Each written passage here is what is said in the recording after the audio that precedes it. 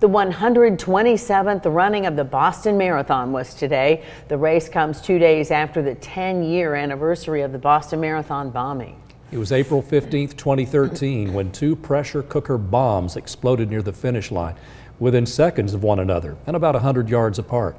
The bombings killed 3 people and injured more than 260.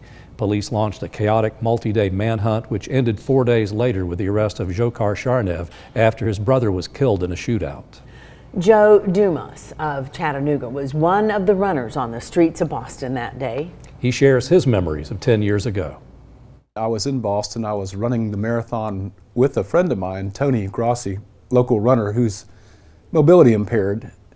And like the visually impaired athletes, they get a guide or guides to run with them during the race, which is fortunate for me because I'm way too slow to qualify on my own. But Joe Dumas and his friend Tony Grossi are dedicated runners. They had run in Boston just the year before, but this one would be different.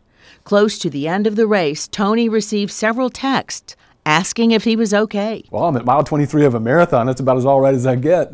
But we didn't know anything, and we just kept running. We knew something weird had to be going on, but no one told us anything. They didn't hear the bombs go off about 3 miles away. Well, finally, we got to Kenmore Square about a mile from the finish line, and that's finally when they had everything blocked off and said, you can't go any further. The finish line is shut down. You have to get off the road, so the emergency vehicles come through. And we still didn't know exactly what had happened. They diverted to a sports bar where they learned how serious it was. And so we went into the sports bar, and every TV, of course, was on the coverage of the bombing, and we were like, holy, now we know what's going on. This is crazy. Look what happened. And it was one of the most bizarre experiences of my life. Phone lines were jammed and only texting worked. But Joe and Tony found their wives sometime later.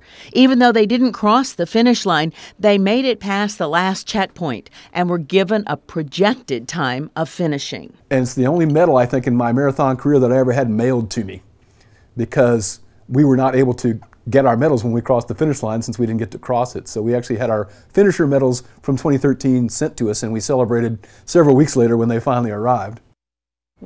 The two men ran in the Boston Marathon again the next year, and they still run together often. In fact, Tony Grossi ran there again today after having a knee replacement.